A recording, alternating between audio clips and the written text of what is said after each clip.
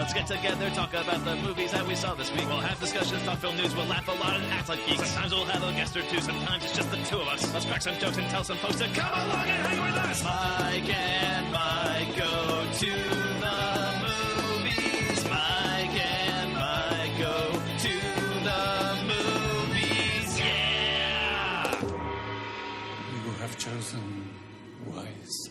Hello and welcome to the podcast that 40 million Netflix accounts watch in its first week, FilmBookCast, the official podcast of FilmBook.com. My name is Mike Smith. Joining me, as always, is a man who's going to attempt to do this entire podcast while blindfolded. Mike Decrecio. How you doing today, Mike?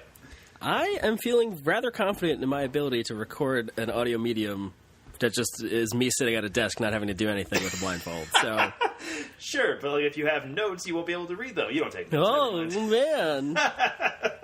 In this bizarro universe where I'm prepared. I think we found the one thing that the Bird Box Challenge can be done with, I think, is what's happening. Podcasting. Now, credit for all of our theme songs, including the brand new one you just heard at the top of the show, goes to Kyle Cullen. And if you want to contact us, send us an email at mikeandmikegotothemovies@gmail.com. Got that new email address. Don't forget to rate and review the show on iTunes or Apple Podcasts if you can, since it helps people find the show and makes us feel good about ourselves when we get good reviews. Now, if you've never listened to FilmBookCast before, first we start with some film news and then move on to some discussions where Mike and I each discuss whatever piece of media we've been consuming lately. After that, we move on into our featured review. This week, we're talking the Netflix pop culture sensation, Bird Box. That's really what it is, and it's kind of crazy. It's kind of nuts how big this movie got so quickly, right? Yeah. I know you mentioned previously that even your mom figured out how to use Netflix to watch Bird Box. I think that's why this movie became popular. You know, it's Sandra Bullock is very popular with America's moms. And once there was a free Sandra Bullock movie on all of our computers, America's moms just stood up and were like, yes, this is for us. Yes, finally, our demands have been met. Anyway, so yeah, we're going to talk about Bird Box in a little while. Our friend Vin Craig was supposed to join us for this episode. As you may recall, he popped up on our top 10 episode and did a riff where he gave his number one movie of the year, and he made a joke about how it was Bird Box and talked about it for a minute, and then kind of pivoted from that. And we made a lot of Bird Box jokes that episode too. But despite we had not seen the movie at the time, now we have. And we are prepared to dive into it, I think. Right, Mike? Yeah. It should be an interesting discussion, I think. Yeah, I think interesting is definitely the word I would use, and we will get into that in a little bit. But right now, let's get into some film news. Hi! It's time for... What? It's time for... It's time for... Film news! Hi! It's time for... What? It's time for... It's time for... Film news!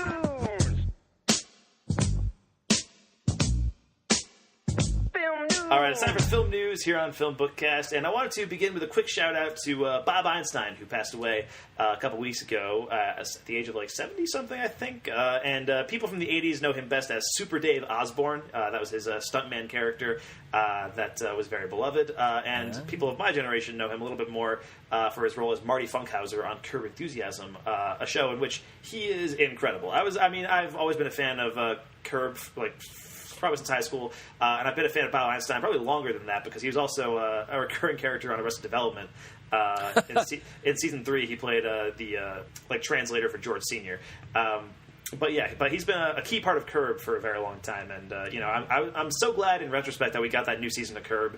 What was it, a year and a half ago at this point?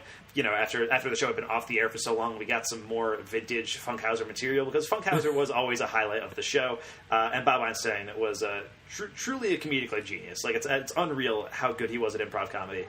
You're looking at a man with an A on his shirt for apology. Is that so? Yes.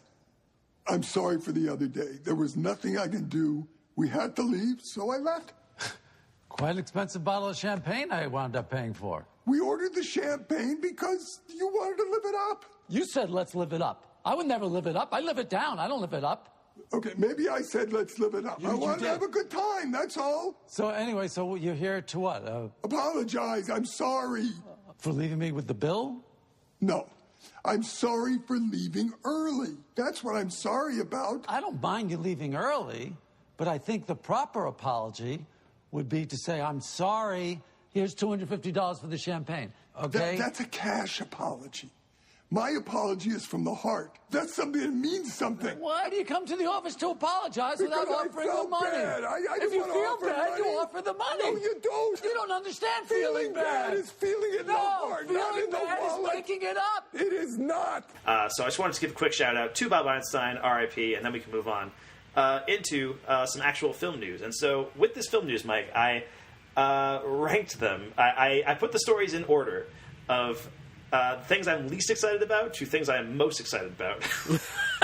Not that anything is more important than the other. Sure, you know. but the very last thing we're going to talk about is like the fucking coolest thing. So, so I wanted to end it on that note, you know. So we're going to begin with the thing that I am most cautious about. I'm not going to say I'm not excited, but like, Right. I'm not. It's But, like, who gives a shit? so, Mike, as you may recall, there was a Ghostbusters movie that came out 3 years ago at this point, 2016. Yes. We reviewed it on this podcast, on FilmBookCast, and that was the all-female reboot starring Kristen Wiig, Melissa McCarthy, Kate McKinnon, and Leslie Jones, directed by Paul Feig. And that movie did not have anything to do with the original Ghostbusters, or they said they didn't. It didn't take place in the same universe, but it kept calling back to those movies as if it did, and it was very weird. Anyway, it was just announced this week that Jason Reitman, who is the son of Ivan Reitman, who directed the first two original Ghostbusters movies, will be making a new Ghostbusters movie set in that original universe. And it's set for release in 2020. There's actually already a teaser trailer out online, which is just like a footage of like the van and like music playing. But like it's it's there. They had it ready to go. And I'm very curious what you think about this development, Mike. Yeah, I think it's like, sure, I guess. I don't know. I'm kind of getting really burnt out on just bringing back old shit, which is, I feel like people have been saying that probably forever. Sure, yeah. Like, yeah, the first Ghostbusters movie is great. The second one, I don't really remember. I mean, I'm sure I've seen it, so like, sure, it's good. Like, okay, can we leave those there and like make some new stuff? Like, I saw the guys that produced Halloween that just came out. They want to reboot Friday the 13th. Yeah. Like, come on, guys. Like, stop. Well, that's just history repeating itself, because Friday the 13th exists as a Halloween ripoff in the first place. So I mean, that's fair. So it makes sense that they would rip off the Halloween reboot by doing a Friday the 13th reboot. That's, Whoa. but yeah, I think as far as Ghostbusters goes, I mean, I love the original Ghostbusters. Ghostbusters 2, again, like you, definitely a movie that I've seen probably a couple times even. I don't remember that well. I'm told that it's not a very good movie. But for me, it's like it's kind of just a hazy childhood memory. Like, I feel like I saw Ghostbusters 2. I definitely saw it, but I just, it just existed. Ghostbusters 1, classic, love it. And I liked the reboot. I thought the reboot was pretty solid. Not great, but an enjoyable time. I think the comedy, the improv stuff works pretty well. Chris Hemsworth, Kate McKinnon are both amazing in that movie. I think rather than a new movie set in that original universe, I would probably just rather see a sequel to the reboot that they came out with the cast that's already in place. It was a great cast. Like, there could be a lot of stuff you could do with that cast in that scenario. But that movie kind of bombed at the box office, and it was very divisive among fans, to say the least. So even before the movie came out. Yeah, I mean, as far as this goes, I think Jason Reitman, he's a good filmmaker, and recently he's kind of had a comeback year. He had Tully out in 2018, which was a very good movie, and also The Frontrunner, which I did not see, but I heard decent things, and that's coming after a couple movies that were very poorly received, like Men, Women, and Children, and Labor Day, and yeah, this feels like more like I'm positive at some point in the past they have asked Jason Reitman to do a Ghostbusters movie because he's the son of Ivan Reitman and he's a working director. And I think at earlier in his career he was coming out with hits like Thank You for Smoking and Juno and Up in the Air, like critical acclaim and box office hits. And he hasn't really had a lot of box office success in a very long time. And now it feels like, okay, I guess I'll do Ghostbusters. All right, I need a big paycheck. Yeah, and the original tweet or headline or whatever I saw was like, secret Ghostbusters movie trailer drops. Right. I was like, whoa, is this going to be like, what was the movie? I think it was 10 Cloverfield Lane, where it was like, it comes out in 3 months, and then Cloverfield, it came out today, and then it's the secret Blair Witch movie. You can't pull one of these secret movie headlines, and it's still a year away now. You got to be either 3 months or less than 3 months to drop something like that. If the movie had already been filmed, I'd be like, okay, that was a secret Ghostbusters movie. This is exciting. But Exactly. But yeah, so I don't know. And I mean, whatever this movie will be about, like, it's going to be weird because it's not going to have, like, from what I've read, like, there's a report that came out today, actually, that's going to focus on a group of kids, like teenage kids, like 12 to 13-year-olds. Stranger Things. Like Stranger Just ripping off Stranger Things. Now it's just Stranger Things. And I'm curious, like, if it's going to be set in the original universe, I'm assuming they're going to try to work in the characters from the first couple of movies, like Bill Murray and Dan Aykroyd and not Harold Ramis anymore. Which to me, like, if you lose Harold Ramis, you lose Ghostbusters. That is the is the end of it for me. But even then, like, even if you wanted like the original characters to be the main characters in this one, or like to have major roles, it's like you want like current Dan Aykroyd, who's not funny, and you want like Bill Murray, who doesn't want to be there. Right. And Rick Moranis, who's retired from acting. Like, it's, it's not going to work out so great. A bunch of people who, like, it feels like this, like, there was probably a time for Ghostbusters 3 if they made this in, like, 95 or something. Absolutely. Like, Ghostbusters 3, sure. The time has passed, man. So I don't know. It could be, it could be like a handing of the torch type thing, like a sequel. That's been very popular these days. But, like, yeah, man, it's just, like, I'll watch it because I am weak. Let's be real. But yeah. But I'm not going to be happy about it. Hopefully it's good. Like, I really hope this movie is good, but it's like, the concept of Ghostbusters feels like it has completely run its course. And I'm sad to say that because I love Ghostbusters so much. But in just any like case, Kylo Ren said, kill the past or whatever. Let the past die, kill it if you have to. That's the one. No, I think it was kill the past or whatever. I'm pretty sure. After he took a huge bong rip in his college freshman dorm. Yeah, Star Wars: The Last Jedi. That was a terrible pun. You tried. And that's what counts. Anyway, let's move on from this Ghostbusters news and whatever it was that Mike just did. And wait a second. And let's move on to some other news. And this is news that, like, the director getting attached to this movie is something that I'm excited about. The movie itself, I'm a little cautious. And that is the Uncharted movie. We have talked about this movie so much over the course of this podcast, Mike. This movie has been in development for close to 10 years at this point. I think actually 10 years. Pretty much like after the first game came out, they were like, how can we make an Uncharted movie? Because the games are so cinematic. They're like, oh, wow, we got to make this a movie. And in that 10 years, directors have come and gone, writers have come and gone. Now, Dan Trachtenberg has been signed on to direct the Uncharted movie. Dan Trachtenberg, of course, the director of 10 Cloverfield Lane, which we were both big fans of, and of course the former host of Totally Rad Show, which we were also big fans of back in the day. And he is somebody who I would actually trust to make a really good Uncharted movie. I think he's somebody who knows video games very well and like is able to wring stuff out of that. I mean, his kind of big break was making that Portal short film, right? Yeah, that's right. This is something that I am tentatively excited for. Like you said, I think Mark Wahlberg at one point was attached to play Nathan Drake. He was, with David O. Russell directing. It was going to be crazy. What the fuck? So I'm excited that, Dan Trachtenberg, I feel like he's like, if one of us made it, is how this feels. Right. One of these, nerdy boys from the internet.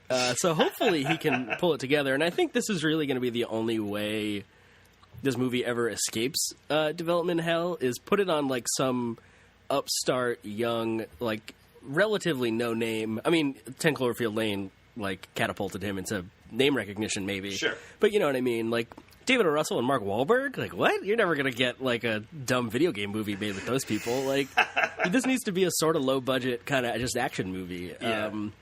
Mid to low budget maybe. So hopefully somebody like Dan Trachtenberg can put this together. And he's got the Abrams connection with Cloverfield, so maybe he'll get some of that Bad Robot money going. Maybe. Who knows? Yeah, we'll see what happens. I mean, as of right now, I don't know if you remember this, but somebody was attached to play Nathan Drake, and there's no word saying he's not part of it anymore. So like he's presumably still part of the movie. Tom Holland, who plays Spider-Man, oh yeah, that's right, is supposed to be playing Nathan Drake, and so theoretically this would be like a young Nathan Drake movie that acts as a prequel to the games. Kind of like the flashback sequences in Uncharted 3 and 4. Right. And to me, that's like the least interesting thing you could do with it. But like, and I like Tom Holland. I do like Tom Holland as Spider-Man.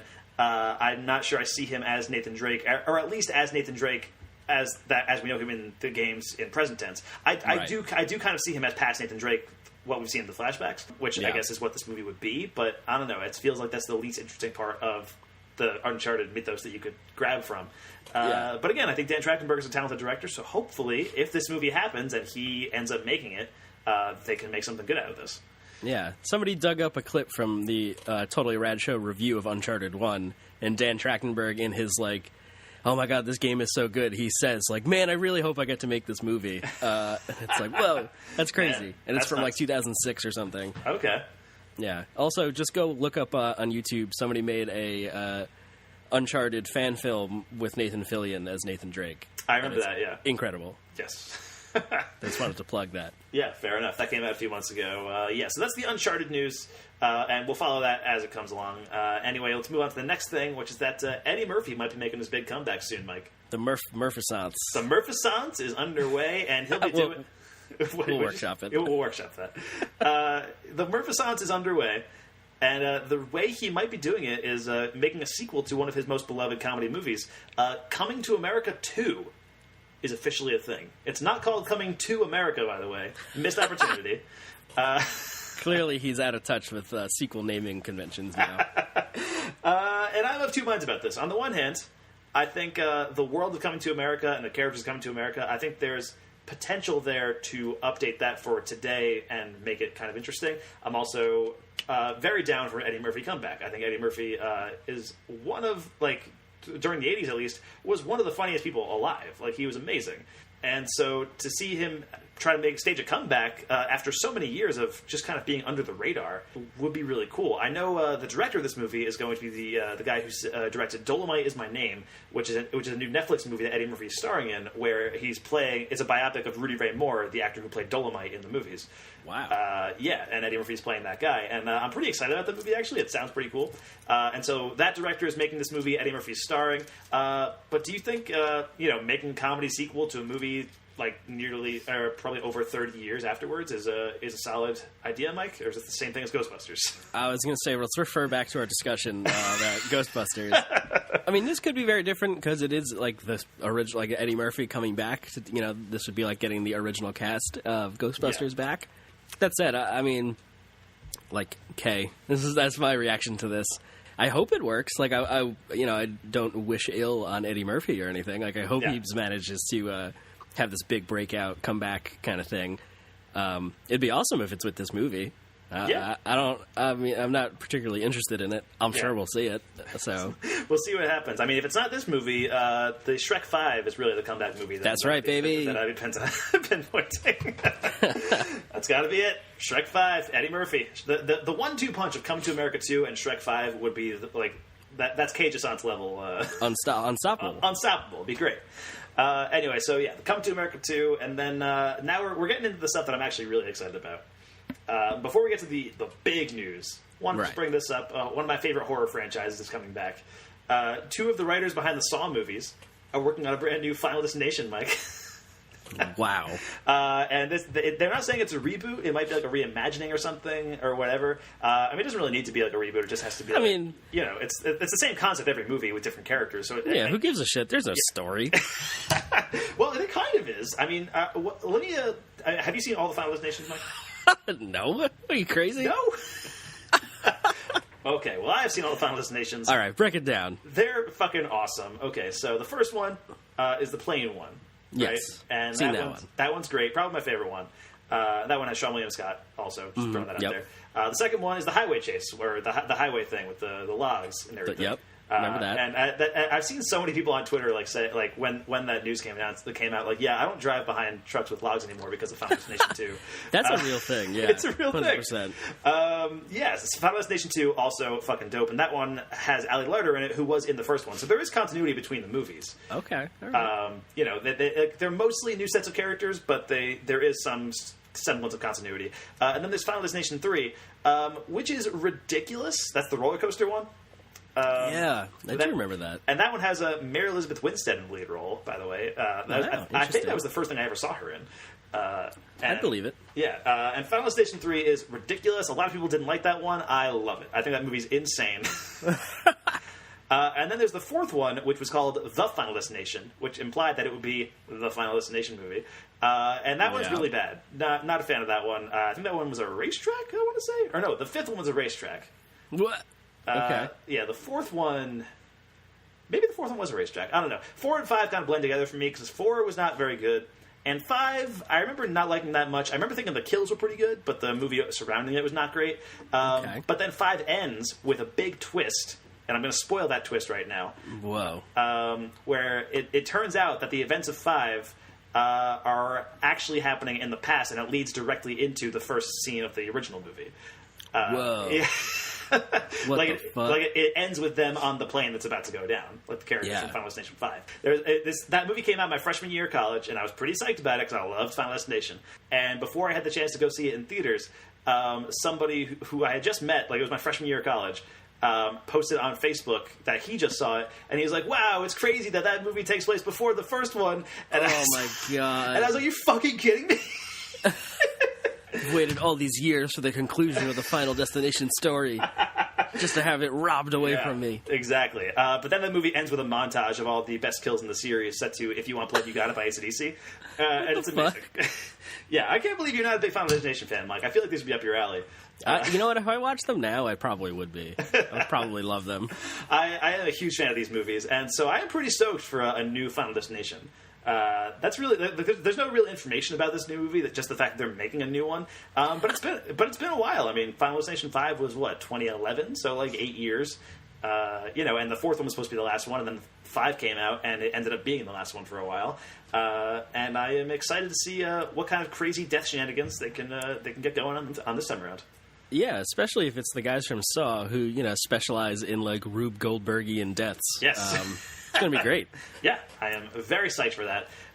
Wanted to bring that up just because I'm very excited for Final Destination. And then finally, I got to bring the most exciting film news up, Mike. I texted you in excitement about this as soon as it happened. This happened, I was watching the new True Detective Season 3.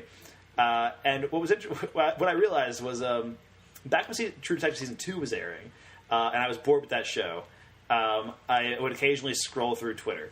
And there was an episode of that show. I remember specifically. That's when I found out that Phil Lord and Chris Miller were making a Star Wars movie. Wow. That was before they got kicked off, obviously. But I was like scrolling through Twitter, and I had to like pause True Detective and like being like, "Oh my god!" and like scroll Twitter for like an hour to like read about all the Phil Lord and Chris Miller things. And the same thing happened to me watching True Detective Season 3. Oh no! As I was scrolling through Twitter, I mean, just to throw it out there, I like the season more than Season 2 so far, for what that's worth. Okay. But anyway, I was scrolling through Twitter, and Chris McQuarrie, the director of Mission Impossible, Rogue Nation, and Fallout, tweeted out a somewhat cryptic tweet that just said "missions accepted," and I was like, and I saw that, and I was like, huh, like I guess he signed on for another one. That's great. Yeah. And then like Tom Cruise tweeted out like a second later, Mission Impossible, like he had like a banner that said Mission Impossible 7 and 8, Wow. 2021 and 2022. Then the story like fully came out. Chris McQuarrie is going to be back to the Mission Impossible franchise, directing 2 movies, Mission Impossible 7 and Mission Impossible 8, both starring Tom Cruise, obviously. And they're going to film back-to-back, set for 2021 and 2022. And, man, this is the most fucking cool news of all time. It's the best thing you could have ever hoped for with the Mission Impossible movies. Yeah, I genuinely thought, like, part of me thought maybe Chris McQuarrie would come back, at this point. I mean, I was curious. Like, I was thinking, like, maybe they'll go back to doing the... new director for every installment type thing now that Chris McQuarrie got everything he wanted to do out of the way. But nope, Chris McQuarrie is back. He's now the Justin Lin of this franchise, holding it all together. And I am psyched about it, man. I mean, he's been doing amazing work with these movies. And I am going to kind of miss the idea of, like, a different director kind of puts their stamp on each movie. But Chris McQuarrie is just so fucking good at making these. Yeah. Like, why would you change it? It's working so well. Yeah. And speculation seems to be that like these will probably be the last ones, like that, or at least the last ones that Tom Cruise is in. Because like by the time the last one hits theaters, by the last time Mission Impossible 8 hits theaters in 2022, Tom Cruise will be 60 years old. Damn, son. That's unfathomable to me. That's even possible. But yeah, obviously we were huge fans of Mission Impossible Fallout. That movie made both of our top 10 lists this year. Right. So yeah, you're stoked about this, I assume. Fuck yes. Are you kidding me? Like, you got Tom Cruise to halo jump from. You got Tom Cruise to break a foot on a building. Like, yeah. You got him to do the most craziest fly a helicopter in a valley. Like, what?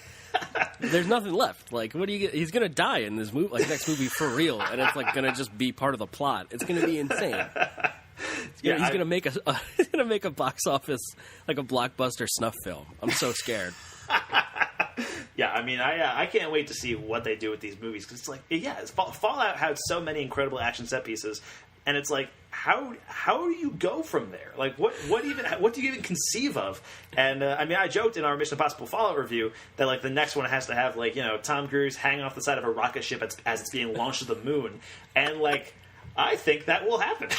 Yeah, that's the only logical choice. And he has to do it without, like, a spacesuit or anything. It has to be. Yeah, he won't have a parachute on. Yeah, he'll be free. He'll be free climbing the rocket, as it's going, and then he'll jump off at the last second. It'll be amazing, and it'll be happening for real. Chris McQuarrie back from Mission Impossible 7 and 8. This is just such good news. That in the tumultuous times that we live in right now, Mike. You got to hold on to whatever you can. This news is going to keep me going through 2022. Does it bring you joy? Does it spark joy in your life, Mike? Then so keep it. That's your Marie Kondo joke. Is that, yes. Thanks for explaining it. Thank you. Well, I almost have to explain it to myself because I did not know who that was until like 2 days ago, and suddenly everybody is joking about. Suddenly everybody's joking about it, and I only have like a vague knowledge of what that is. But yeah. Yep. Same. Fair enough. But I made a joke about it anyway. Fair enough. Anyway, yes, Mission Impossible does bring joy to my life, and I hope to have these movies in my eyeballs very, very soon. What if they just go the complete opposite, and it's like a before trilogy style like relationship drama with Tom Cruise and Rebecca Ferguson? Yes. You know what? I think they could probably make it work. They could probably be dope. Maybe they'll do like Mission Impossible 7 will be the big bombastic, crazy action set piece movie, and then number 8 will kind of harken back to the first one where it's like a more tight spy thriller. Yeah. You never know. But probably not. Probably not. It'll probably go crazy. It'll culminate in the big crossover between Fast and Furious, which we need to happen at some point. Thank God. And then John Wick shows up, and it's God. And then they have to fight Thanos or something. Like, just spitballing ideas. Call us, Chris. We know you listen. Exactly. Anyway, so that's the most exciting film news that happened over the last few weeks. Much more exciting than Ghostbusters stuff, for sure.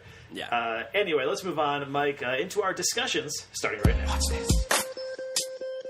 These are my discussions. Just when I thought I said all I could say, my buddy and I talk about movies we see. These are my discussions. There is so much to see, you and me. So we're gonna talk about movies for our discussions. All right, it's time for our discussions here on FilmBookCast. Mike, what do you have to discuss with us today? I have just a few things. I'm sure you might be able to hear from my voice. I'm a little nasally sick again. Yep. Unheard of to be sick twice in a short span of time. What is this bullshit? So I haven't really been able to see a whole lot. But in my sickness, I did watch season 3 of The Last Kingdom. Dropped on Netflix. I used, I think, season 1 and 2 last year sometime. Yeah, that sounds familiar, but I don't remember what it was, so if you could just recap what that show is. Yeah, this is, it started as a BBC series, seasons 1 and 2, and then it got canceled and picked up by Netflix. And this is a historical fiction kind of, Game of Thrones light, maybe you can call it. It's set in the real world in England, or...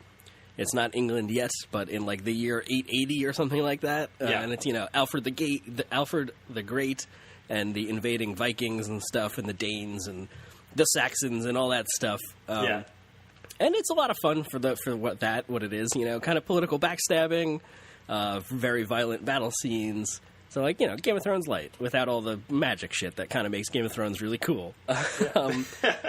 And season 3 does all that. Alfred's health is failing, and all this stuff he's worked for is in the balance, and is his son going to be able to continue his work? And the main character, Uhtred, is stuck in between his Danish heritage and his Saxon blood, and blah, blah, blah, all that kind of stuff. Yeah. It's this season 3, kind of digs deeper into the... soap opera angle. There we go. That's the word I'm looking for. The soap opera angle. So I was a little disappointed with that. It kind of focuses on, in the first episode, there's this seer, this kind of witch character, because, that's what people thought of pagans, who curses the main character, and he feels like, oh no, he has to he takes her with him. and it's kind of that relationship is the centerpiece for the rest of the season, which isn't like particularly interesting when you've got all this other stuff going on around them. You know, like I'm more interested in like the king making and political backstabbing than like breaking your curse. But like, you know, it's got enough of that I was still on board for the season. It's 10 episodes. Yeah, Game of Thrones light, basically. Fair enough. And that's The Last Kingdom on Netflix. And then when I called out sick from work the other day, I watched a double feature of the best things, and that is Indiana Jones and the Last Crusade and The Mummy with Brendan Fraser. That's a good double feature right there. Yeah, it's pretty great. I hadn't seen The Last Crusade in a really long time. It's the Indiana Jones I've seen the least. Well, I guess Kingdom of the Crystal Skull is technically. But of the three that matter, Crusade is the one I've seen the least. And it's Indiana Jones, man. Like, what? See it. It's great. What do I need to say, you know? Yeah, no, I love Last Crusade. I mean, it's, I think Raiders is the best one. Yeah. But I feel like I've seen Last Crusade the most, and I think the reason for that is I feel like I love Harrison Ford and Sean Connery together in that movie. I feel like it's the most fun. I don't know, just something about that movie. Like that's another movie. Like if I was sick, I would probably put on Last Crusade. Right? When I moved here to Missoula, Montana, and I didn't have like a couch or anything, and I was just me I didn't even have internet in my house. Last Crusade was the movie I put on as I was like going to sleep because I was. Nice. Because it's Last Crusade, man. Yeah. And you watched The Mummy, too, which I think you've used that movie as a discussion in the past. I think I have, yeah. I'm pretty sure. Around the time that like the remake of The Mummy was coming out with Tom Cruise. Oh, that's right. Yeah. I mean, The Mummy is a movie that holds a very special place in my heart. I saw it in theaters as a young kid. It scared the shit out of me, and I had just so much fun. For so long, like, Rachel Weisz, to me, was like, that woman from The Mummy. Like, before I knew, like, actors' names, you know? Right. Yeah, I don't know. It's just a great adventure pulp, like treasure hunting movie. It's good times. The score is fantastic, which I never really remembered. It's this kind of big, sweeping, Arabian-inspired score. It's a lot of fun. It's really goofy, which I never. It's so good. Yeah, fair enough. And all the Indiana Jones movies and all 3 Mummy movies are up on Netflix now. Cool. So, pro tip for you guys. There you go. And before I got sick, I did manage to go to the theater, actually, and see, for the second time, Spider-Man Into the Spider-Verse. It holds up. That's all I gotta say. It's great. Yeah, fair enough. I mean, we talked about it in our Ballad of Buster Scruggs episode and our Top 10 episode, so you can refer back to those discussions for sure. But yeah, Spider-Verse is dope. I did manage to catch the Community reference this time. Oh, you did? I did, and I did catch a bunch more. There's so much going on in every shot in that movie that I totally missed. Yep. It's wonderful. It's great. It's great. I also saw Spider-Verse a second time over Christmas break, actually, too. So there is that. Nice. And by the way, just going back to something you said a few minutes ago, you seem to imply that Crystal Skull is a bad movie. And I just didn't want to let that go because I am. You'd like to challenge me on that? I am a fan of Crystal Skull. I will go to bat for that movie. I think it's pretty good. Okay, that's fair. But anyway, that's the Spider-Man 3 of the Indiana Jones movies, where it's severely underrated. Yeah. We just have a thing for underdog movies. I guess so. Not movies about underdogs, just movies that themselves are underdogs. Yeah, the movie Underdog, not a big fan of. But however, Dodgeball, a true underdog story, big fan. That's a great movie. Anyway, I have a few movies I want to talk about in my discussions. These are all kind of the stuff that I've been watching since Ballad of Buster Scruggs episode. I had to cut out a few things, actually, but I have 7 movies here to just go through. This is like a month's worth of discussions here, man. That's fair. We haven't done discussions in a while. So I wanted to bring up Aquaman. To tell you, I don't want to be king. Once he is named Ocean Master, it'll be too late. The power at his disposal will be unlike anything you have ever seen. I'm from the surface. No one is going to take me seriously. Okay, I don't even know where to begin. By winning the hearts and minds of the people, by proving to them that you're worthy and retrieving this.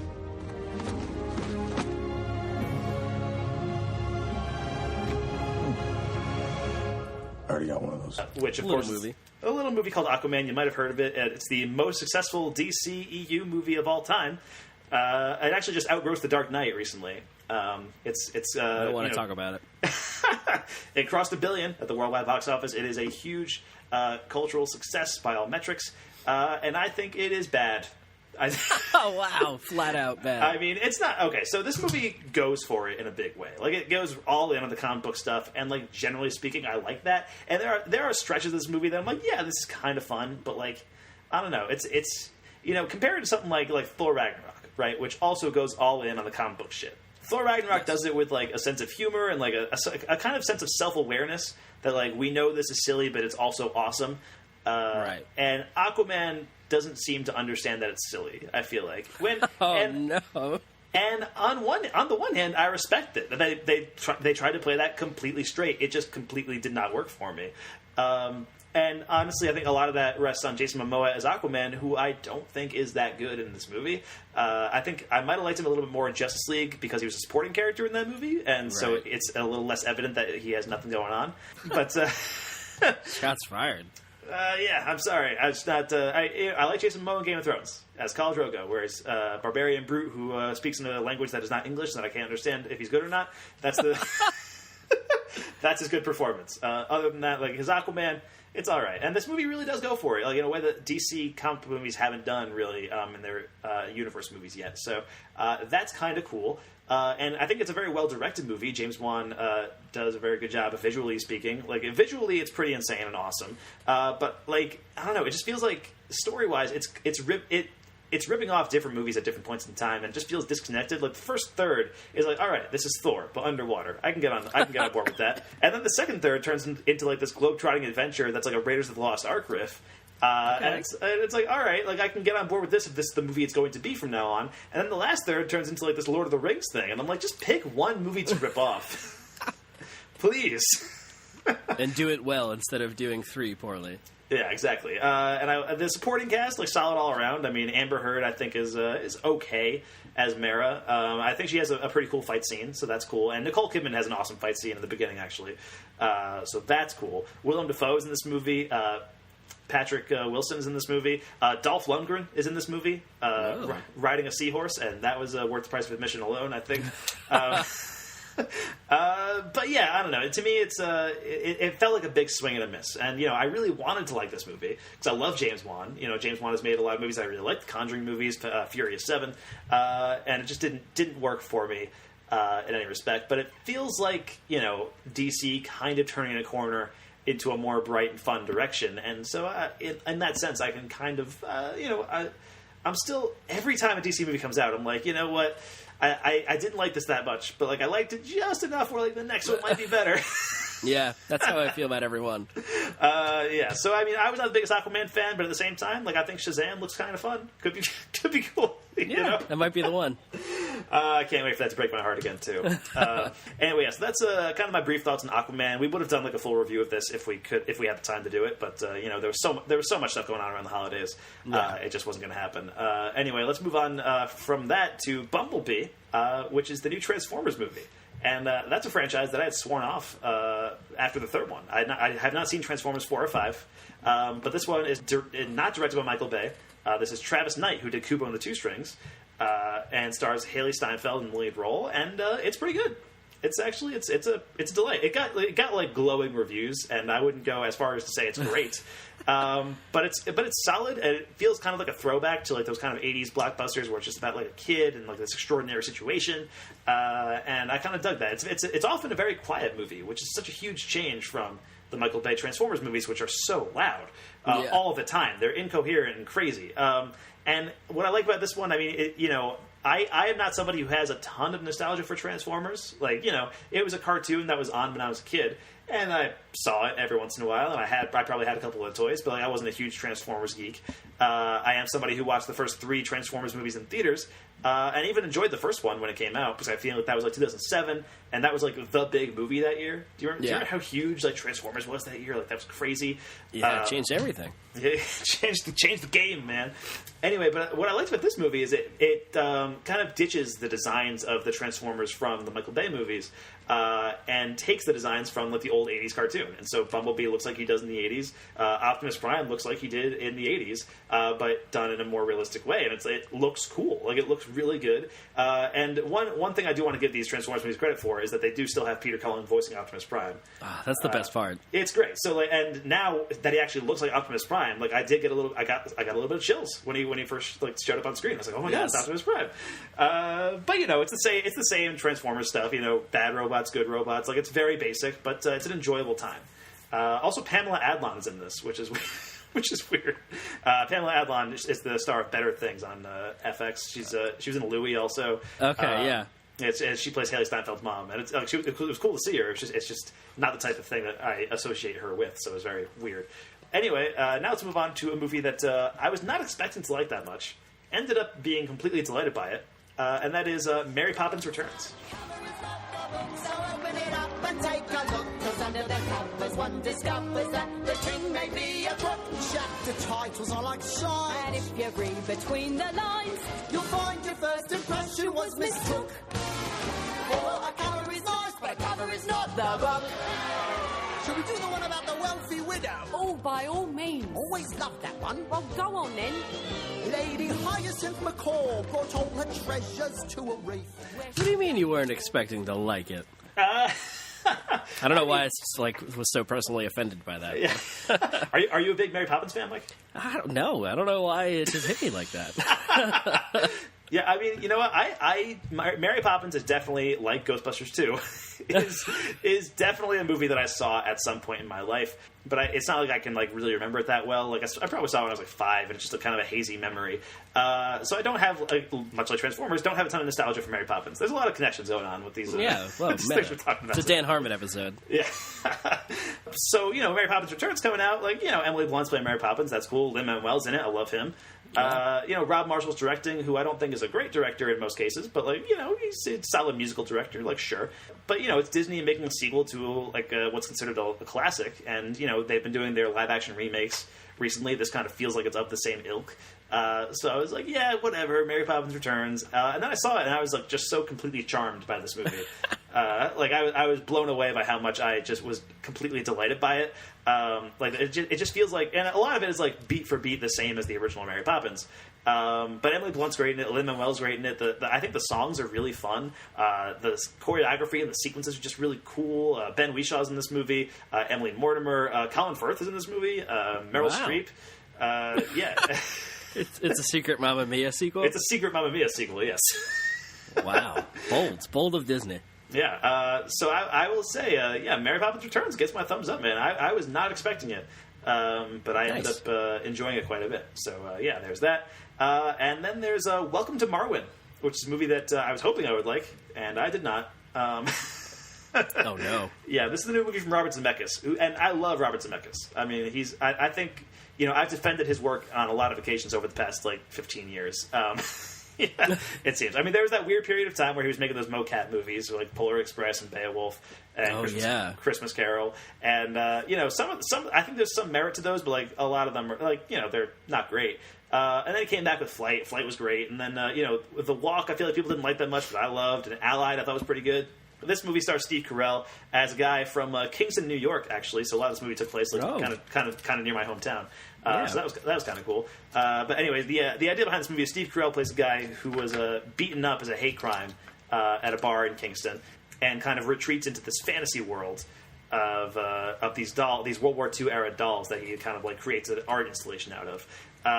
And it's based on a true story, and I think the true story itself probably pretty fascinating. It's actually based on a documentary called Marwen Call.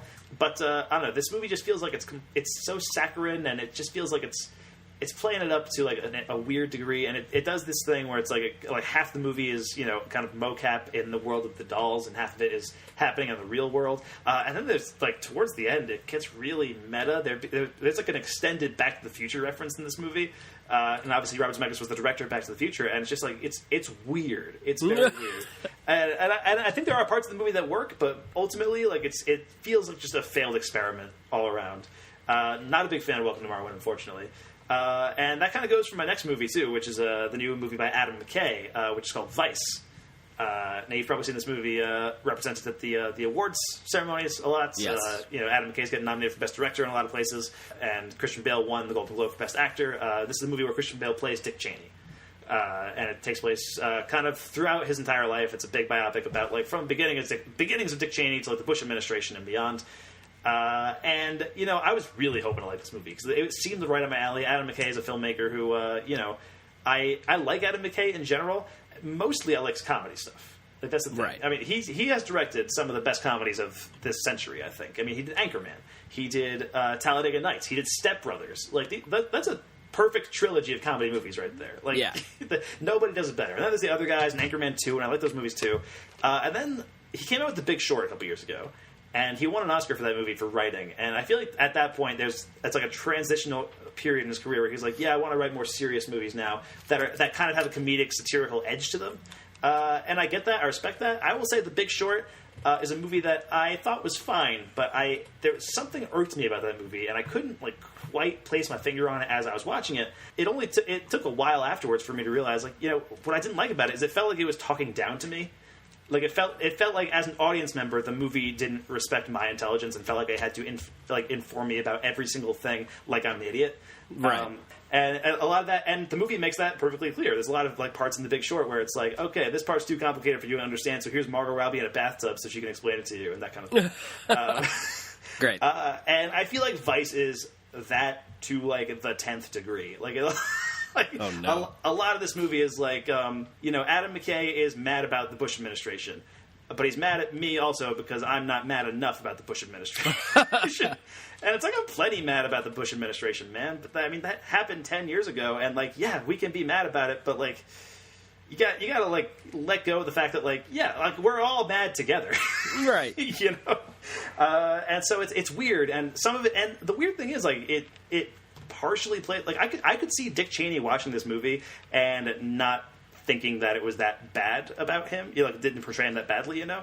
That's what I've heard, yeah. And, like, it does. There's some damning stuff in there. And, like, the movie begins with this great opening card that says, like, you know, this movie is based on a true story. And then it goes to the next card, which is like, or as true as it can possibly be, because Dick Cheney is one of the most famously secretive vice presidents in the history of the United States. But we did our fucking best. And, like, that's pretty funny. And that's, like, the tone I was hoping this movie would go for throughout. And there's, like, glimpses of that throughout the movie, but, like, it doesn't go hard enough, and it feels like, you know, Christian Bale is great in the movie. He's great as Dick Cheney, and, you know, the rest of the cast I think is pretty good. Sam Rockwell's doing George W. Bush, and, like, that's fun, you know, but it's just weird. And then there's a post-credit scene which, like, completely ruins the movie. Honestly, it's real bad. Like, you know, I was on the fence about the movie, like, as the credits started to roll, and then the post-credit scene came on, and I was like, well, yeah, it's real bad, and I won't spoil what it is, but I'll tell you when we're off the air. Yeah, I want to know. Yeah, it's real weird. But anyway, yeah, so that's Vice, and I still got a couple more movies to talk about in discussion, so I'm going to try to go through them as quick as possible. If Beale Street Could Talk, which is the new movie directed by Barry Jenkins, who was the director of Moonlight, and this movie's very good. I was a fan of this movie. I was waiting for this one to come out for a while because it was not playing anywhere near me for a long time. Finally opened up the Roxy this past weekend. Yeah, and I mean, this movie is just about this black family in 1970s New York. The daughter gets pregnant from her boyfriend, who just recently went to jail for a crime he didn't commit. So the movie is about them trying to get him out of jail, essentially, in time for the baby to arrive. And I liked this movie a lot. I think I liked the first, like, half hour of it the best, which is just more about the family dynamics and about, like, her revealing the pregnancy to her family. Because I love the way the families interacted with each other, and I love those characters and stuff. And then the rest of the movie is more about, like, flashing back to how their relationship began and trying to get him out of jail. And, like, that stuff is good too, but just not as good as that first half hour, I think. But that first half hour is, like, really something. And I think Barry Jenkins does an incredible job directing this movie. There's a very distinctive style here. That was also present in Moonlight. You know, there's so many, like the profile shots, like shots of the characters, like, looking directly into the camera, and it feels very unique and very interesting, and, like, the lighting is great, and, like, I don't know, it's a very good movie. Some great actors in this too, who, like, I didn't expect to show up. Brian Tyree Henry's in this movie, who we know he was in Atlanta and a couple other things this year. He was Miles Morales' dad in Spider-Verse. Just throwing that out there. Nice. But he's in this. There's a weird... Pedro Pascal from Game of Thrones is in this movie, too. Dave Franco shows up for, like, a scene. And what? Yeah, I was shocked when he showed up. But yeah, If Beale Street Could Talk is very, very good, and it feels like, it is getting some awards love, but like not as much as some other movies that it probably should be getting more love than.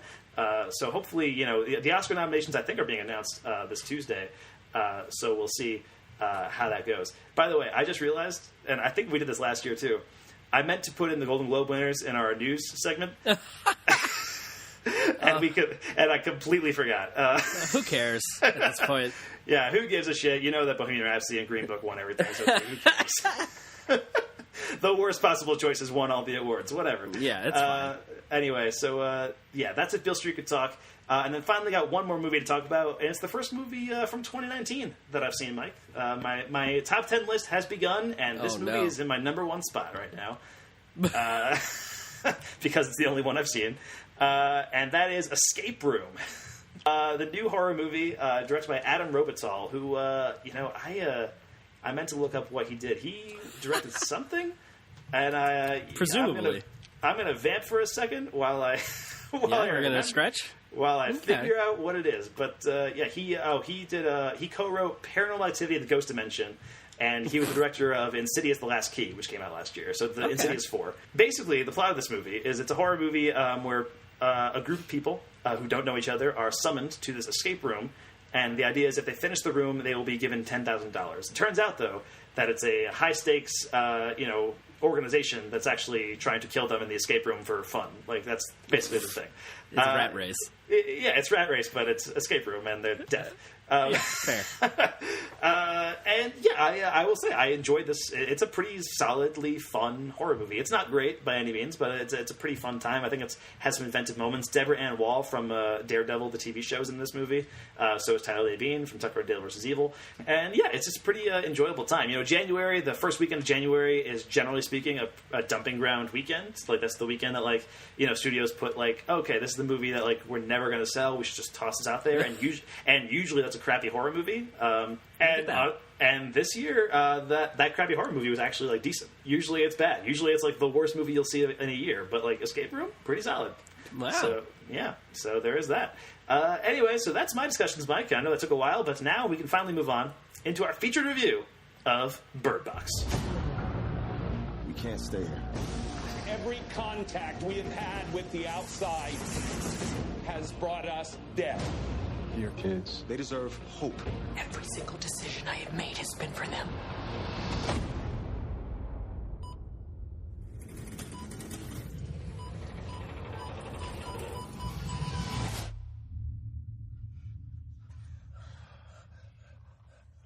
They're gone.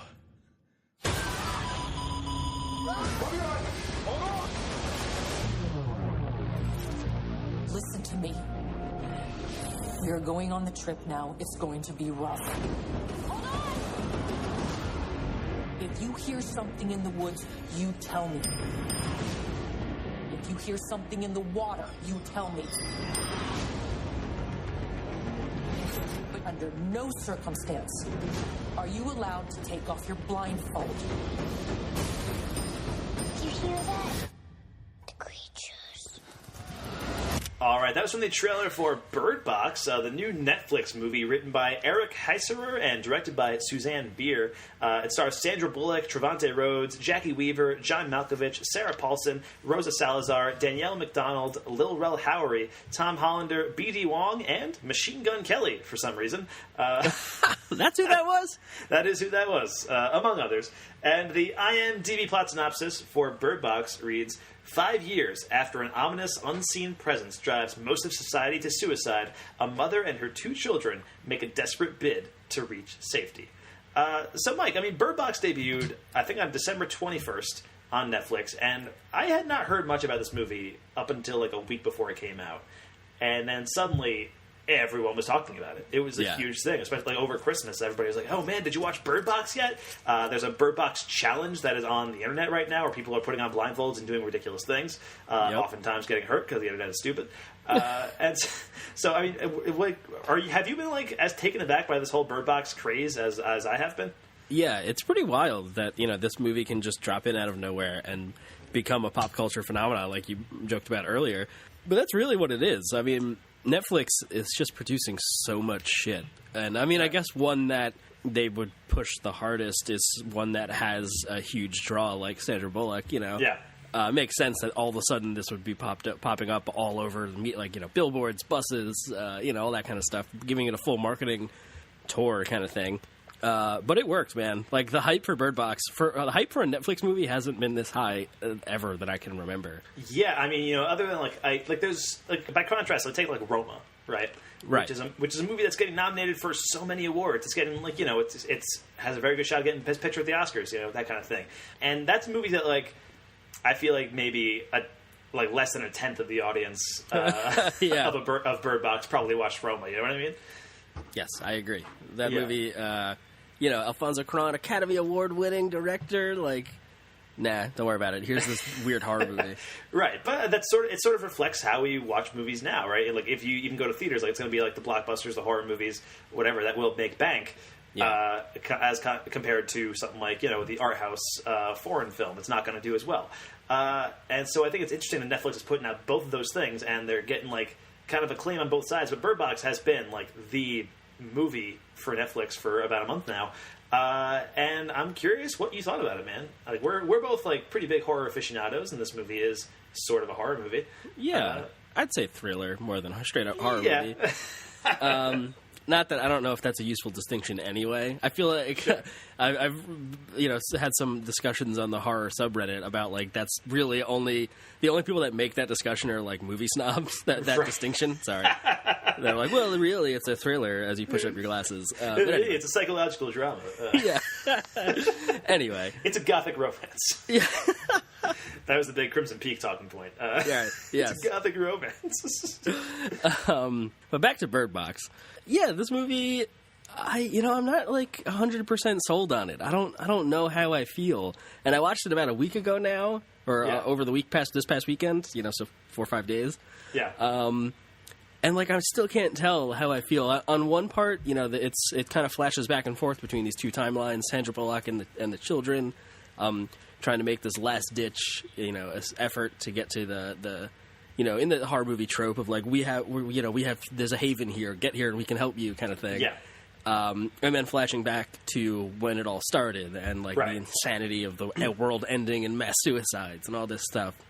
And I found that format to really undercut the movie. Like, it would build up so much tension in either one of those storylines. Yeah. And then change to the other one and then have to start over again. And it wouldn't, I felt like I wouldn't get a satisfying payoff to that tension, but when it would decide to cut back. Right. So I don't know. I feel like it's mostly okay. I feel like this is the mom's horror movie. Like, I think that is the correct, like you said, Sandra Bullock, united the moms of the country. On this, and like, they all stood up in one voice, in unison, and said, "We will watch Bird Box." Yeah, exactly. Give us like soft horror, and it's not like that's not like I don't mean to say that like this movie is gruesome. It's disturbing. Like, it's pretty violent. There's like lots of death and like brutal shit happening.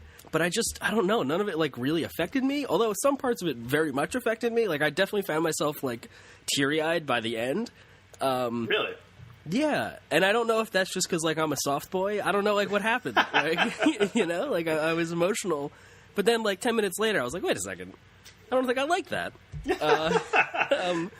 so that's kind of, like, my broad overall reaction to Bird Box. Fair enough. I will say, I thought the ending of this movie was laughably bad. Like, I thought the ending was... Okay, not, like, the actual ending.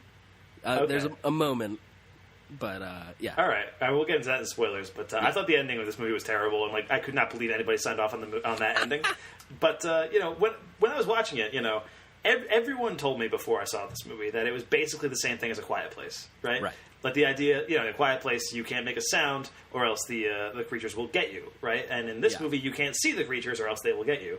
And while I was watching it, I was like, yeah, I could see this being like the same thing as A Quiet Place. But, like, there's something else that it's more like, and I was, like, struggling to put my finger on it. And then about halfway through, it hit me, and I was like, wait, this is The Happening. Yes! Oh, my God. Okay, I'm glad you said that. Like, it's the same thing as The Happening. I was like, people kept drawing it. I think people kept mentioning A Quiet Place because that movie just came out this past year. But, like, it's The Happening. It's The Happening. People. Yes. Yeah, I had that realization. Like I watched this on Saturday. I think like on Tuesday, I was in bed falling asleep and was like sat up and was like, wait a second. The strings on the conspiracy board connected finally, and it was Mark Wahlberg saying, "What? No." You turned around and you're like, wait a second. I'm talking to a plastic plant. Exactly. And here's the thing. I think Bird Box is a better movie than The Happening, so it has that going for it. Yeah, you know what? If Aquaman had ripped off one movie and did it better, it would have been as good as Bird Box.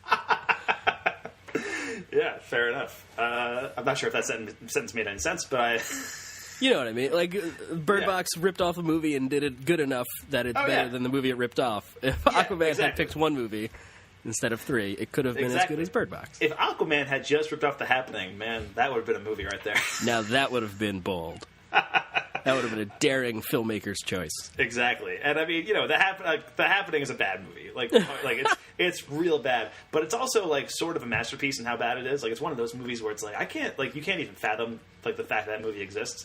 I don't know if you've ever actually seen The Happening, Mike. I have, but I don't really remember it. But I watched it relatively recently, within the last year, and it's insane how bad that movie is, but like in an amazing kind of way. Like it's one of those things where like nobody would tell M. Night Shyamalan no at that point, Right? He just like went off the rails. There's a scene I know only because my friends and I linked to it, and we like made jokes about it, where Mark Wahlberg makes fun of a student for not liking science. And he's like, "You gotta like science, Kevin. It's gonna save your life one day." It's ridiculous. Like, it's so stupid. It's real dumb. Yeah. But anyway, Bird Box, better than The Happening. I can give it that. All right, yeah. And I think overall, like, I think it's a reasonably fun B movie that is often pretty dumb, but it's like no worse than, say, like a mid-tier episode of The Walking Dead, which is it's the other thing that I think this resembles a lot. Wow. Just everything about, like, there's so many. I feel like every season of The Walking Dead, it's like, hey, there's a sanctuary we need to get to.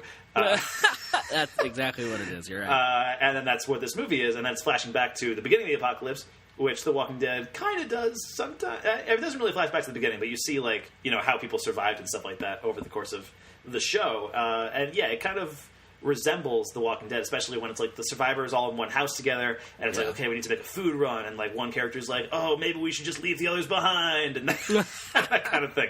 It's The Walking Dead crossed with The Happening with like a touch of Quiet Place, and that's Bird Box, like in a nutshell.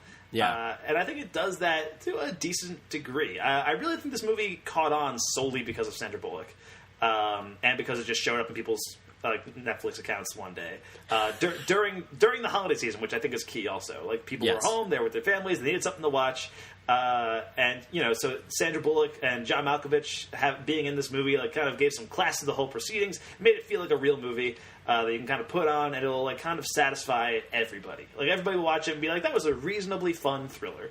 It's kind of gruesome, kind of gory, like you said, but it's something that like I could see a family watching together. Yeah, you know what I mean?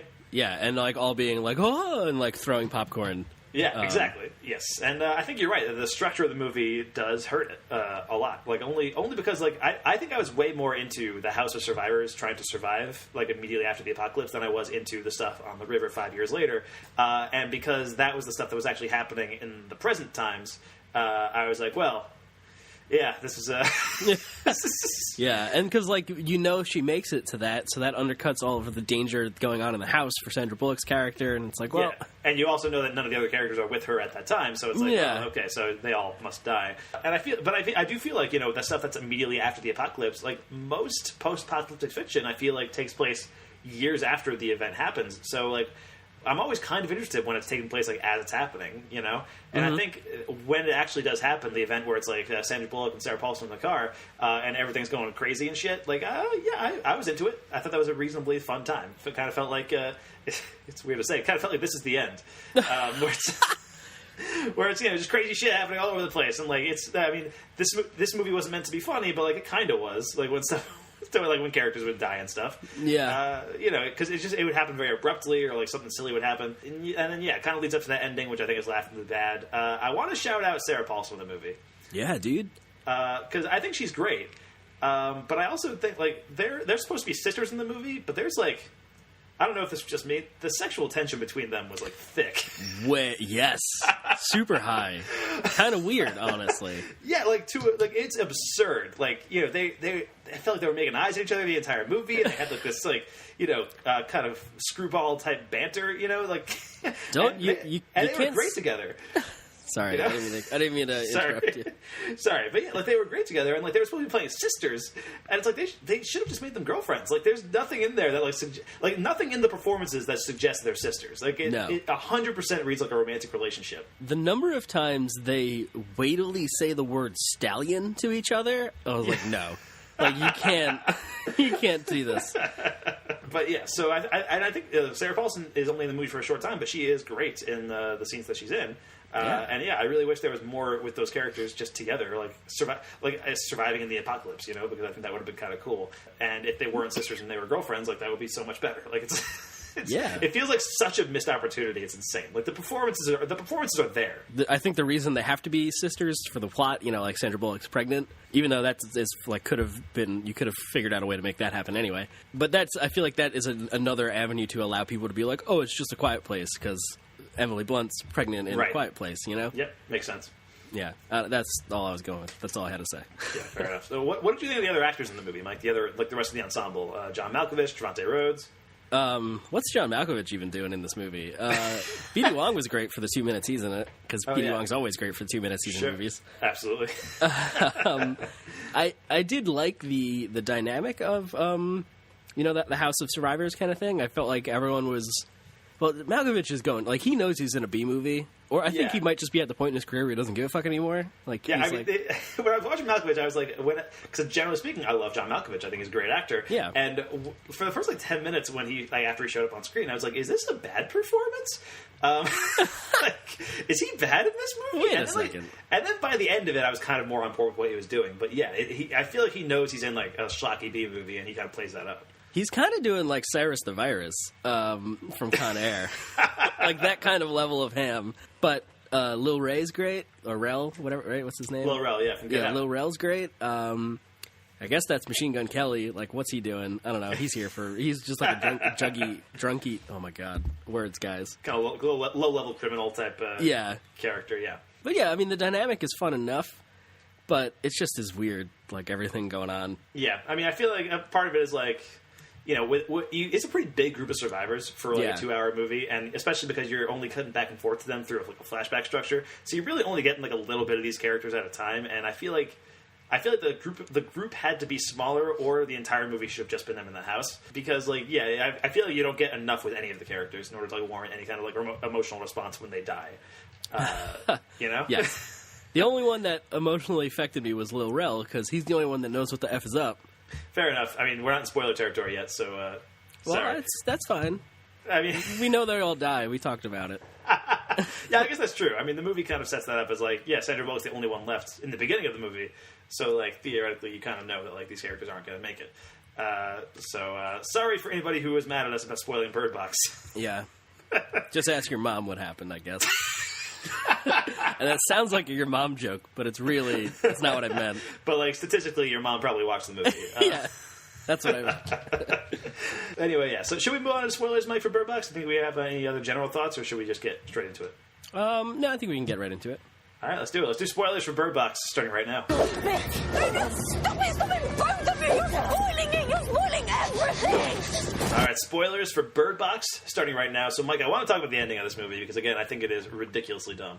Fair. So, the whole plot of the movie is Sandra Bullock is taking these two kids, who, by the way, are named Boy and Girl, which is meant to show that, Sandra Bullock doesn't care about these kids, and she doesn't even want to give them names.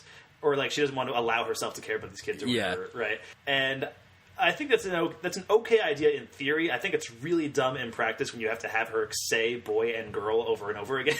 Yeah, that only works if we never mention it. And then, in the credits, it's boy and girl, and you're like, whoa, they were never named. I didn't notice. Exactly, yeah. They should have even brought it up. Just she says, hey, you two, come here or something. Yeah. Just saying boy and girl over and over again, it's distracting, honestly. But anyway, so the movie is Sandra Bullock on the river taking boy and girl to this sanctuary that she hopes exists. And the sanctuary, when she finally gets there, turns out to be A school for the blind, because the blind are immune, because of course they are. Obviously. Can't see. And when that happened, I was like, that's dumb. Thank God we invented that oxygen machine. Exactly. Yeah, it's like, it makes sense that, like, if you're blind, you wouldn't be affected by these things. But, like, why even, like, if you're this movie, why bring that up? You know? Now that's, like, one thing that, like, these people will never be affected by this thing. Like, they're home free. That's fine. They're good now. You know? Yeah, it's real weird. It's sort of like it's another thing that feels like ripped off from Quiet Place, where like the character's disability is like their savior, like their salvation, like the fact that she needs hearing aids and that she is hearing impaired, like saves them. So it's like, yeah, no, school for the blind, they're saved. Like, no, I don't know. Right. It's like feels so cheap. It feels cheap because the difference is in A Quiet Place, that's woven in throughout the entire movie. Yeah, right? Yes. And you know, one of the main characters is deaf, and so they work that in. That's why the family can speak in sign language and that kind of thing. Right. And in this movie, there's not a blind character in it until that very last scene.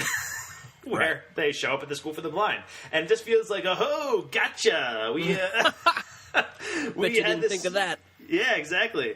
And that's, like, pretty bad. But then it gets worse because the fucking doctor from the beginning of the movie shows up. Yes. At the sanctuary. And when that like, I audibly went, like, no. Like, alone in my house watching this movie, I was like, they can't be fucking doing this. But, like, so at the beginning of the movie, you know, Sandra Bullock and Sarah Paulson are going to the doctor's office, and, you know, she's kind of giving them the ultrasound and stuff like that. And in that scene, Sandra Bullock's like, man, I don't want kids, while she's, like, 8 months pregnant. Yeah. And the doctor's like, well, you might want kids someday, and, like, that kind of thing. And she's like, you know, trying to be like, hey, kids are cool. And so they bring this character back because she is the only character that is alive anymore that remembers that Sandra Bullock didn't like kids. So we can show how much Sandra Bullock has grown. Yes. But it's like, this is such a throwaway character. Like, why are we bringing this character back at the end of the movie? And then she names them in front of the doctor, and it's like a big moment. And part of me feels like, you know, when Sandra Bullock saw the doctor, she was like, oh shit, I haven't even named these kids. I'm going to look so bad in front of her. She's the only one that knows. She's the only one that knows. And that's, you know, once she sees the doctor, that's the moment Sandra Bullock realizes, wow, I do care about these kids. And that's, you know...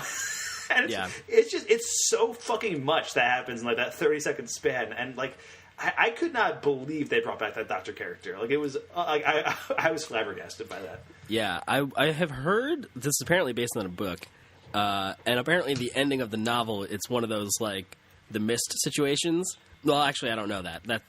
The Mist, the movie, and the book, it's reversed. The movie is way more brutal than the ending of the book, and apparently the ending of the book of Bird Box is like a bleak, brutal ending. Oh, really? And they flipped it into this. I don't know what it is, but I have heard people talking about that and saying, like, oh, yeah, the book is better because it ends sad. And I was like, whoa, I got to find out. Yeah. I guess I should have done that before the episode, but... Oh, well. So it's like an I Am Legend situation, where, yes, like, I Am Legend, you know, changed up the ending of that movie, so Will Smith was kind of the hero. Yeah, so, it was just, like, it was ridiculous. Like, it was so bad. Yeah, like, so the part where I got emotional was before that. Okay, interesting. When they're running, once, like, you know, they go through the rapids, and they're running through the thing, and, like, they all get separated, and the girl's like, fuck it, I'm just going to take my blindfold off. And Sandra Bullock, like, you know, the boy says, like, she's afraid of you, that's why she's not coming back, and they have, like, this cathartic moment. And I was just like, oh, no, girl, like, you're so brave. And then it just gets, like, kind of dumb. I don't know. Like, So here's the thing. I had the thing that made me think, that made me realize that it's The Happening is, one, we never see these creatures. I don't think they have physical form, which is, you can't make a monster movie and show me just, like, a breeze. Right. Well, that's exactly what The Happening does. Right. So, yeah, that's what made me think of it. And then anytime we do see the creatures, like, all the leaves, like, kind of float, like, like things like hair sticks up and stuff. Yeah. And all the leaves float, and I was like, it was the trees in The Happening. It's just the trees in this. It's it's The Happening. It's the trees all over again, man. Yeah. Apparently there were. I haven't really looked these up, but I saw a headline that said there were, like, creature designs that they had in store for Bird Box, and maybe they cut them because, like, of budgetary reasons or whatever. But there was, like, sketches and, like, concept art for, like, what the creatures of Bird Box would have looked like if they had made their way into the movie. I mean, there's definitely something to be said for allowing the audience, like, what we can imagine is always going to be more horrifying than what, like, we can be shown. Yeah. But the movie shows us, like, where they would be. Like, if we never, like, if that camera angle is never shown, like, we're always, the creature would always be obscured from the camera's vision or something like that, we could put our own creature in, but it shows us where they would be standing, and it's just nothing. And it's like, oh, no. You did the wrong version of this. Yes. Yeah, definitely. Now, there were a lot of sequences in this movie where, you know, it did that kind of horror movie sin where it's like, I just got annoyed at the characters because they were making dumb decisions. Yeah. And that happened especially with the girl, like between boy and girl. I feel like there's a point in the movie where they kind of crash onto shore, and Sandra Bullock has to go find something or whatever, and she like leaves. And then girl, Sandra Bullock's been gone a while, and then girl leaves the boat to go look for her, and it just felt like, you know, have you not been listening to like a single thing she's been telling you this entire time? You know? Yeah, I don't know. That like was believable to me, like a 5-year-old not listening. It was believable, but it was just like kind of annoying. Like it was. Like, yeah, I don't know. It felt strained to me, but there are other sequences too. I mean, there's stuff like. Trying to think of everything John Malkovich does. Everything John Malkovich does. I think when they let in the other guy, the last guy who portrays them, that annoyed me a lot. And I really didn't like the other pregnant woman in the movie, Danielle, what's her name, McDonald, or something like that. Olympia was the character's name. And yeah, like that was a situation where it's like, you know, that last character shows up and she's the one who lets him in, and it's like, oh well, I remember how it felt to be outside or whatever. It's like, yeah, they shouldn't let you in either. Like. Like I hate, like, part of me hates to empathize with John Malkovich in this movie because he's an asshole, but he's also right in a lot of those, especially in that last situation. They should not have let that guy in, obviously. Yeah, I feel like this movie has just no internal logic, specifically about who can and cannot see the creature and not die. Like because he tells us it was the crazy people in the loony bin, you know, that's nearby. Or whatever, that broke out of the mental institution, they wanted us to see. But, like, that's something someone would lie to you and say to get you, like, to let them in. Like, we have no idea why some people can and can't. And we see, you know, people cruising around in cars trying to look for people and stuff later on when Tom dies. And in the supermarket, you know, like, there's no logic about who can and can't see it. And I don't know if it really needs one, but like it sort of sets it up, like it tells us, explains it. I don't know. It made me feel weird that we don't ever get a chance to understand how these things work. Yeah, so just to explain what that means. So some people see the monsters and they try to kill themselves immediately. Right. And then other people see the monsters and they become like a servant of the monster, I guess. Yeah. And then they try to get other people to see the monster and then either become servants or kill themselves, whatever works for them, I guess. Whatever floats their boat, you know? Yeah. And so the guy they let in at the end is one of those servants of the monsters, and he doesn't reveal that immediately. But that's weird. It's weird because it's like, you know, every other time you see them, like those servants of the monsters guys, like they're always like they have the bug eyes and they have like, you know, they look like people who are serving the monsters. And this guy, for some reason, is able to pass as a regular human until he decides not to be. It's weird. Also in that sequence, by the way, he kills off most of the remaining characters. Except for Machine Gun Kelly and Rosa Lazar. What's her name? Solara? I don't know. Rosa Salazar. Sorry. There we go. Except for those two, and they just disappear. They're gone. They just steal the car and leave. We never find out. Wait, did they take the car and leave? I don't really even remember. Okay, they do. Yeah, you don't remember that? Fair enough. No, I don't. It's like you know, there's like, oh, they walk in on them having sex, right? Okay, I remember that. Yeah, and then like a couple scenes, like, you know, maybe the next set of flashbacks, like that flashback starts with them like sneaking out with their backpacks on into the garage, and then the garage door opens, and like that's it, they're gone for the rest of the movie. Yeah, fair enough. But like it's like a 10-second thing. And then they never talk about them again. Like, nobody ever mentions them. And if you're going to do that, then like, why were the characters in the movie in the first place? You know? Exactly. Like it's like you could have narrowed this survivors group down by 2, maybe given a couple of other character moments to some other people, had some more emotional moments. Who knows? But no, we had to have Machine Gun Kelly in the movie, I guess. Like, and that's actually the actress who plays Alita in Alita Battle Angel, which is coming out in a couple months. Wow. Yeah, and so there's the big sequence where Sandra Bullock gives birth. And also Olympia gives birth at the same time, and then she dies immediately. Yeah, that was pretty sad. I thought it was kind of funny. I mean, it's weird, and like she dies in a funny way. Yeah, like, I don't know. It's weird. Yeah, but that's anyway. That's the whole sequence where pretty much everybody else dies except for Sandra Bullock and Javante Rhodes, and that shows you how Sandra Bullock ends up with both kids. Well, I mean, Right. once the pregnant woman shows up at the door, and we already know that there are 2 kids with Sandra Bullock in the boat, so it's like, oh well, she must take that kid at some point too. You Yeah. know? Which is the thing, like, you know, because the movie begins with that, you know, the river thing, you can automatically guess like everything that happens in the movie like as it's happening. Like, okay, so that pregnant woman showed up. Sandra Bullock will have that kid by the end of it. Trevante Rhodes is the only survivor left, but he won't be by the time there's a there's a river. And what else? That guy showed up, and people are wary about him, but some people trust him, but he's going to kill them all because they're not there in the river thing. So it's like, yeah, that's, you know, it's just it feels like, you know, again, like I feel like we're coming down really hard on Bird Box.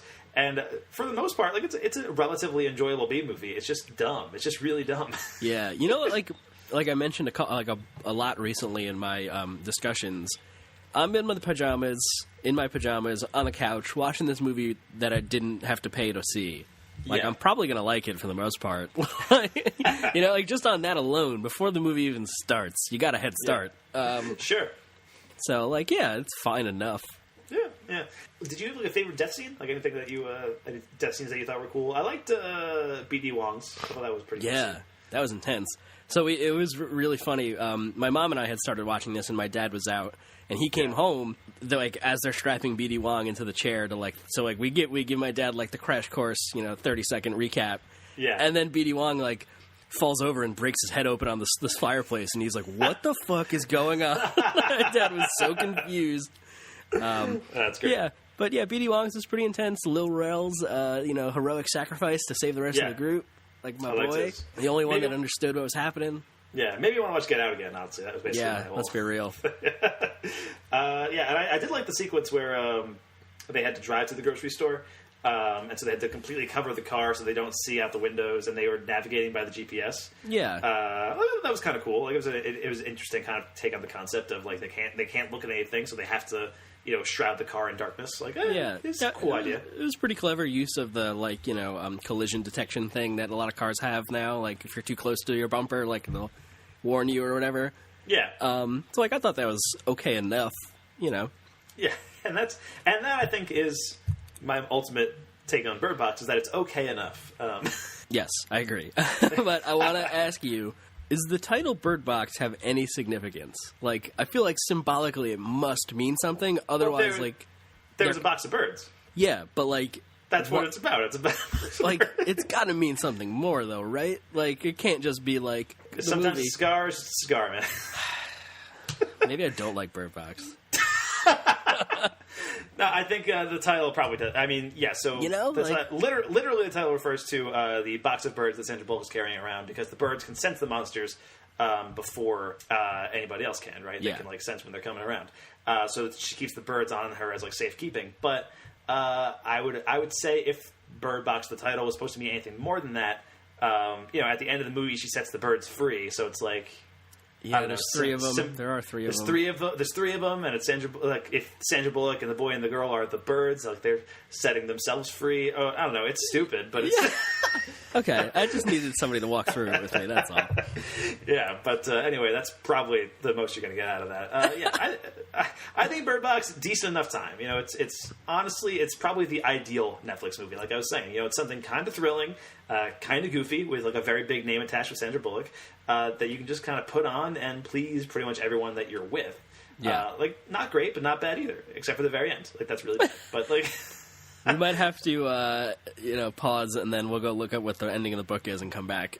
After dark. Maybe. Yeah, we'll talk about it in the next FilmBookCast or something. We'll figure it out. Anyway, so do you have any other closing thoughts on Bird Box, Mike, or should we wrap this up? It's just, why is Machine Gun Kelly in this? That's it. That's the final thought. What is he doing here? Yeah. Wait a second. Anyway, yeah. So Bird Box, it's fine. Sandra Bullock's good. Yeah. John Malkovich is hamming it up. Decent horror thrills. I will say, I did just watch George Romero's Day of the Dead yesterday, and that movie's amazing. You should watch that instead. It's streaming on Shudder.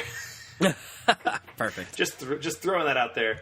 Sort of in the same vein of people trying to survive in a horror situation post-apocalypse, but that one's just way cooler. And there's no bird boxes in it, so then what's even the point, Mike? And Machine Gun Kelly's not in it either, so sign me up. Anyway, Mike, where can we find you online this week? You can find me at MD FilmBlog on Twitter. And you can find me at MSmithFilmBlog on Twitter. Thanks so much for listening to FilmBookCast. I'm Mike Smith. That's Mike Decrecio. Don't forget to rate and review the show, Apple Podcasts. And if you want to contact us, hit us up. Mike and Mike go to the movies at gmail.com. We'll be back in 2 weeks with the culmination of a surprise M. Night Shyamalan trilogy, Glass. Are you excited for this one, Mike? Is it wrong if I say not really? Reviews have not been great. So. Or I will say they have been decidedly mixed. There's been I've seen plenty of Glass defenders out there and a lot of Glass haters. I'm really curious to see where I fall on that spectrum because, as you know, I've been rooting real hard for M. Night. Yeah, you have. He's been making this comeback, man. Glass was supposed to be like his victory lap, and suddenly the response to this one has been kind of mixed. So we'll see what happens. I really hope I like it. I really hope I'm like one of those guys who's like, Glass is a misunderstood masterpiece, man. It's the Speed Racer of the Shyamalan verse. Well, exactly. Speed Racer is amazing. Speed Racer came out the same year as The Happening. Whoa. Just throwing that out there. X-Files theme. Put it in. Yeah. I think that was a Zelda song. Whatever it was, it's related to what we're doing. Yeah. And actually, it's kind of weird because we're just talking about an M. Night Shyamalan ripoff, and now we're going to talk about a real M. Night Shyamalan movie. Wow. 2 weeks from now. So it's all connected. It's all coming together. Yeah. Very happy about that. And you can check out our next Complete Works, where we'll be talking Nicolas Cage's role. And in a movie where, despite all his rage, or despite starring in rage, he is still just Nicolas Cage. The movie is called Rage, people. Yeah. You're going to say that so many times in the episode. I have been building up that joke for so long in my head. So yeah, I'm going to say it a bunch. It's going to happen. Very excited to check out Rage. I'm sure it's terrible, but we'll find out pretty soon. Thanks so much for listening, guys. We are out.